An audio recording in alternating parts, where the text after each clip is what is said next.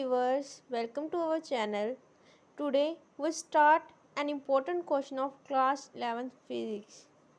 State and explain the law of conservation of linear momentum. तो सबसे पहले हम इसमें ये देख लेते हैं कि आखिर law of conservation of linear momentum जो है वो आखिर कहता क्या।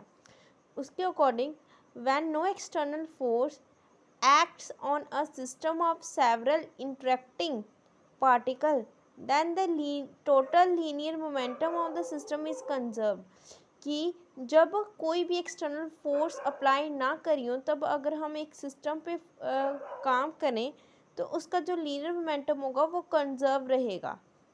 आल्सो जो लीनियर मोमेंटम होगा वो किसके इक्वल होगा, vector sum of linear momentum of individual particle.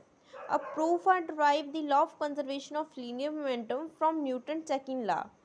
सबसे पहले ही हमने इसके प्रूफ के लिए हम क्या करेंगे, एक आइसोलेटेड सिस्टम मान लेंगे जो मिलकर बना है एन पार्टिकल से, और एन पार्टिकल का जो मासेस हैं वो हमने ले लिए हैं कि m1 m2 ऐसे, और बड़े सारे पार्टिकल कहाँ तक हैं, mn तक, और उनकी वेलोसिटीज़ कहाँ तक हैं, v1 v2 एंड v1 तक। ठीक है, अब हमें पता है मोमेंटम हमारा p का मतलब है मोमेंटम। मोमेंटम हमारा किसकी इक्वल होता है, मास इंटू वेलोसिटी। अगर हम पहले एक पार्टिकल की मोमेंटम निकालें, मास इंटू वेलोसिटी, फिर दूसरे का निकालें, फिर तीसरे का, फिर mn कर दें, तो जब हम इनको डिफ्रेंशिएट करेंगे, सबसे पहले मोमेंटम को डिफरेंशिएट करेंगे लेफ्ट हैंड साइड वाले को, फिर हम राइट वाले हैंड साइड वालों को सब डिफरेंशिएट करेंगे।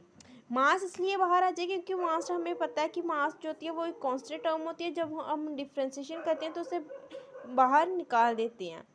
ठीक है, अब ऐसे हमने m1 के लिए किया, m2 के लिए किया, m3 के लिए और फिर mn के लिए किया।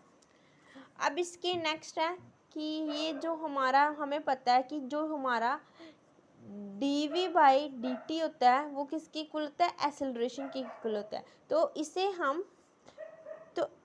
हम dv/dt को एक्सेलरेशन भी कह सकते हैं। तो हमने आगे बस यही पुट किया है, एक्सेलरेशन बना दिया है। तो अब हमें पता है कि मास इंटू एक्सेलरेशन क्या होती है, फोर्स होती है, तो इसकी जगह हम फोर्स भी लिख सकते हैं। बट अगर हम यहाँ पे हमने बोला आइसोलेटेड सिस्टम है, तो आइसोलेटेड सिस्टम के लिए फोर्स होगी ज़ीरो, तो एक्सटर्नल फोर्स क्या की, ज़ीरो। अगर एक्सटर्नल फोर्स हमारी ज़ीरो है तो हमारा मोमेंटम क्या हो गया, कंजर्व्ड हो गया। I hope you enjoy this video. Please like and subscribe my channel.